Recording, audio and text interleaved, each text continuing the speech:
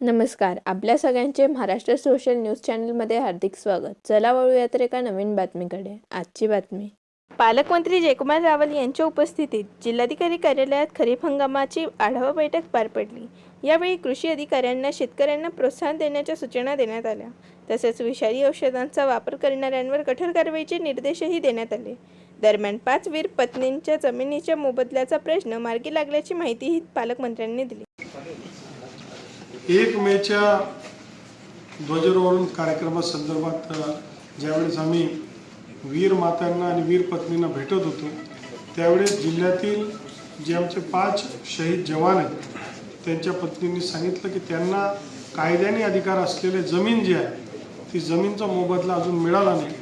तर 1 मेला एक बैठक तातडीची झेंडावंदननंतर जिल्हा कार्यालयामध्ये घेण्यात आली. जिल्हाधिकाऱ्याला तसे सूचना दिल्या आणि मला समाधान आहे की 8 दिवसामध्ये या सगळ्या 5 प्रकरणांची छाननी करून एक त्याच्यामध्ये बसलं नाही परंतु 4 प्रकरणं हे त्याच्यामध्ये बसले आणि 4ही वीर मातांना वीर पत्नींना त्यांना 2 हेक्टरचा जमिनीचा लाभ हा देण्यासंदर्भातली जिल्हा प्रशासनाने काम केलं आणि त्याबद्दल मी मनापासून समाधान व्यक्त करतो. त्या सगळ्या आमच्या शहीद जवानांना श्रद्धांजली अर्पण करतो आणि त्यांच्या परिवाराला ही जागा आज आम्ही हस्तांतरित केली. एक मोठ्या प्रमाणात आपल्या देशामध्ये कॅन्सरचं प्रमाण वाढतंय आणि त्याच्यामध्ये अनेक कारणांमधनं एक कारण जे आहे की मोठ्या प्रमाणात रासायनिक खतं, रासायनिक विषारी औषधं यांचा दुरुपयोग होतोय. आमच्याकडे इथे खासदार डॉक्टरच आहेत, त्यांनी सुद्धा माझ्या कानामध्ये सांगितलं की एक मोठं कारण की हे सगळं जे कॅन्सर वाढतंय तर आपल्या अन्नामध्ये हे जे काही विषारी द्रव्य येतात त्यामुळे हे सगळ्या गोष्टी होतात. आणि म्हणून धुळे जिल्ह्याच्या कृषी विभागाला आम्ही सूचना दिली, त्याच्यामध्ये महसूल विभाग असेल, त्याच्यामध्ये पोलीस विभाग असेल, की हे जे काय अन्न जे आहे या अन्नामध्ये औषधं, विषारी औषधं वापरण्याचं प्रमाण हे बंद होईल, याला आळा घालू आणि खतांचंही प्रमाण कमी व्हायला पाहिजे.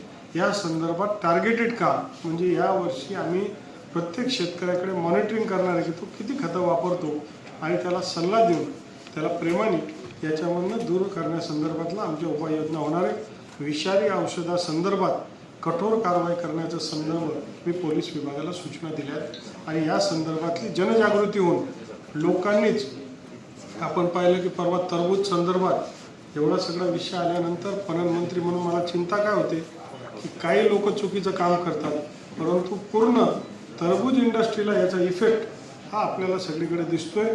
जर अशा प्रकारची गोष्टी झाली तर मग विश्वास त्यांचा लोकांचा कमी होतोय आणि म्हणून जे असे करणारे लोक आहेत त्यांना मी आग्रही करतो, आव्हानी करतो आणि यामार्फत ताकीद कडक सूचनाही देतो की जर चुकीच्या पद्धतीने केमिकल किंवा त्याचा दुरुपयोग करून माणसाच्या जीवाशी खेळण्याचा प्रयत्न करणार तर सरकार म्हणून कडक कारवाई करून त्यांना प्रसंगी जेरबंदसुद्धा केलं जाईल. हे जिल्ह्यामध्ये कुठल्याही माणसावर अन्याय होणार नाही. तो सगळा आपल्या देशाचा नागरिक, आपल्या जवळचा आहे, प्रेमाचा आहे, हक्काचा आहे आणि प्रत्येकाला अन्न, निवारा, वस्त्र देण्याचं काम हे सरकार म्हणून सातत्याने या महायुतीच्या सरकारने आपण केलेलंच आहे. आणि मग अतिक्रमण असेल आणि नाल्याला अडचण येत असेल तर ते जरूर अतिक्रमण काढलं पाहिजे परंतु एखाद्या गरिबाला उद्ध्वस्त करता कामा नये.